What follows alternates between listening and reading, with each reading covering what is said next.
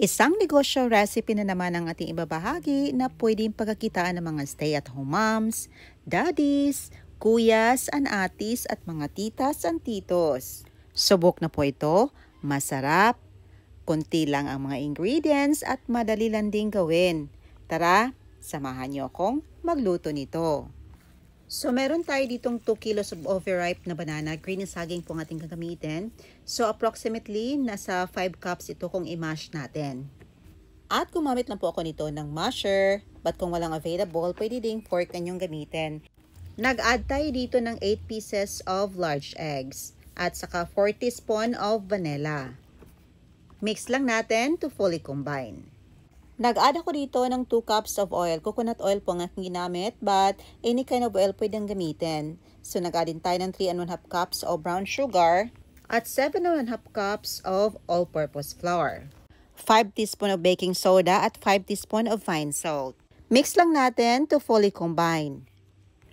At sa ating pan naman, gumamit ako dito ng 11.5 by 3 by 5 inches na rectangular pan.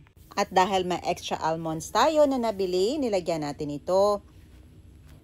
At nag-top tayo ng ground almonds sa ibabaw. For a more nutty flavor. Hindi lang yan.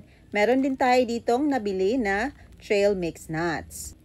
This is a combination of walnuts, almonds, raisins, pumpkin seeds, sinja nuts, black currant raisins, at pwede nyo ding lagyan ang mixture natin. So, dito binake lang natin ito for about 50 minutes.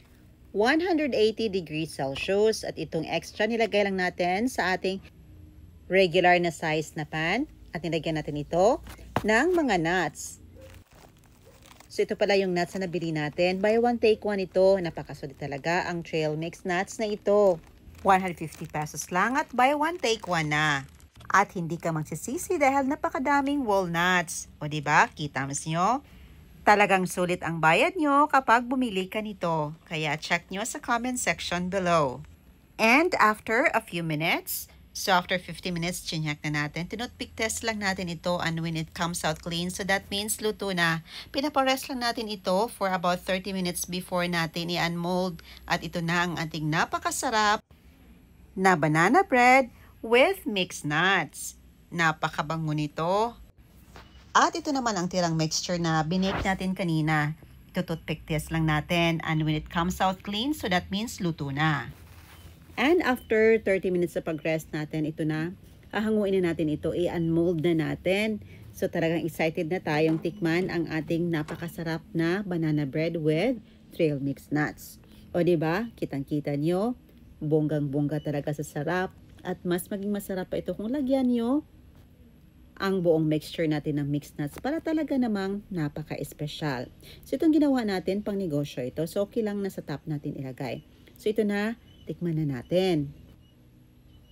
Talagang napaka-moist nito. Medyo mainit-init pa tong niluto natin. Kaya, napakabango. At hindi ka mauumay sa tamis nito. So, ito namang isang version natin. Ground almonds as toppings. I-unmold na din natin. Napakabango din. Siyempre, ating slice at tikman. Same lang din ang moist at texture sa isa. Kaso may nutty texture tayo mamunguya sa ibabaw kasi may ground almonds ito. Siyempre, napakasarap din. Kaya ang resepeng ito, binalik-balikan ko talaga dahil isa ito sa paborito ng aking pamilya. At sa pangnegosyo, talagang mabenta ito. At para sa costing naman, depende yan sa laki ng banana bread na niluto nyo. Yung ganito kalaki, pwede nyo benta ng around 175 pesos. So ayan lang po. Salamat sa iyong panonood at sa walang sawa niyong suporta from Luzon, Visayas, and Mindanao. Thank you so much for watching. See you in my next vlog. God bless you all and stay safe everyone. Bye and enjoy!